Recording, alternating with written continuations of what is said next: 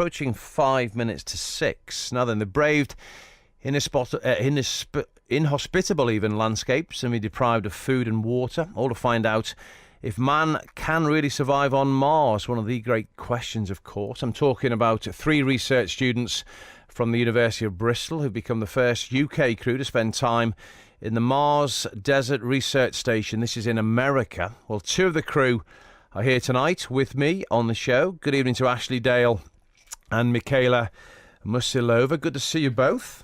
Hello. Cheers. I'm assuming you all got home safely, the fact 2 out of 3 of you are here. Yes.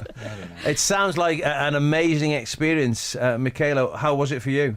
Oh, I had a great time. I could do it all over again and stay for longer if I could. Was it all enjoyable, totally? I mean, of course, there are always some issues and problems, but I think overall it was great. And even when we had some problems, we managed to iron everything out, and we worked really well as a team as well. Okay, Ashley, I mean, how long were you away and what did you get up to? Yeah, I was there for 2 weeks, and we were conducting an astronauts on Mars simulation study, effectively looking at what it would be like to live on Mars, in the most Mars-like place on Earth. Being stuck in that oversized tin can with 7 other people was definitely an intense experience, being 7 strong characters. And I think that my role as the crew commander, more than anything, was to maintain this very fine balance of keeping everyone as equally unhappy as possible. Where were the others from? We had 2 from the US, 1 Canadian, 1 Indian, and 3 of us based in the UK. Okay, so Michaela, what did you actually do while you were there then? So we each had our own research projects that we brought along. We're all specialists in a different field. For example, I do astrobiology research, trying to see whether there's life somewhere else in the universe, like on Mars in this case. So I brought my own research project there. And then we all had kind of group projects to do and also responsibilities as a part of the station. So for example, I was the greenhouse officer. So I was in charge of the greenhouse that we had there and trying to grow our own vegetables and herbs. And equally, everyone else had other responsibilities like engineering work, etc. So Ashley was in charge. What was he like as the boss? Was he okay? Yes, he did a very good job. Okay. How did you get selected for this, Ashley? How did you get there? How did you get the gig? So I was shortlisted to go as the crew commander, and I've in particular put together this crew. It's about a year-long process going through all of the stages and putting together the projects. We had nearly 24 projects, everything from, as Michaela said, from astrobiology to rover field testing, even psychological studies. So a lot of interesting stuff. And you were in this.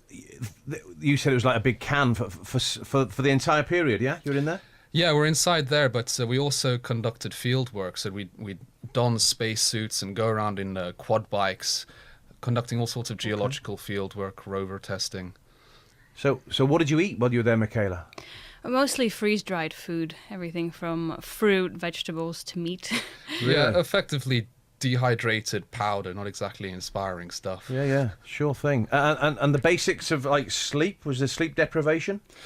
Yes, we all had so much work to do that we ended up staying late every night, getting up early in the morning to make sure we got our projects done. And so I think we were all running on quite some low energy towards the end of it. And the basics like going to the loo and the likes? Loo was fine. We showered maybe once every 4 days because we had a very limited water supply. Simulating as much as we could what it would be like to go to Mars, because taking water there would be very expensive, and generating it on Mars would take a while. Okay. And when you got back, was there? I mean, you think of when you go to America and come back, you get the jet lag and the body's out of sync. How was it for you, Michaela, when you actually got back to England? It was difficult. For example, I got so used to taking care not to waste too much water, or just to eat a small amount just for myself. So suddenly to be able to run the tap when washing the dishes and little things luxury. like that. I still find it weird stepping outside and feeling fresh air on my face. Yeah. Exactly, the wind in the face, that was new. Yeah, no, absolutely. So the ultimate question, I mean, you went there to do this research.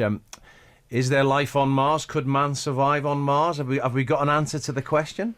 I think there definitely is hope for life there and for people to actually go there in the future. We think in the coming couple of decades we could have people on Mars.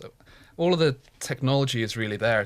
It's about making the nuts fit the bolts and organising everything. Yeah, it's fascinating chatting with you both. I mean, ultimately, what is your long-term aim professionally? What do you hope to do? I would like to continue in space research, maybe even become an astronaut one day. I was going to say, is that the ultimate? Yeah, to get up there and be an astronaut. For me, yes. Yeah. I'd like to get into a senior position in the UK Space Agency somewhere and really get the ball rolling on this. Yeah, okay, fascinating. I'm glad you're both back in one piece. Amazing experience. The rest of your life could, well, unless you become an astronaut, the foreseeable few weeks must be quite boring, are they? Bland by comparison? More like a relief. Relief. Brilliant. Actually, for me, it's been really busy ever since coming back. I have to catch up on my normal life again, so I think it's going to take a few weeks actually to do that. Brilliant. Listen, I've thoroughly enjoyed your company, and you're on Points West Television tonight, is that right? That's right. It's BBC Yes. One, 6:30. You'll be watching that, I'm sure.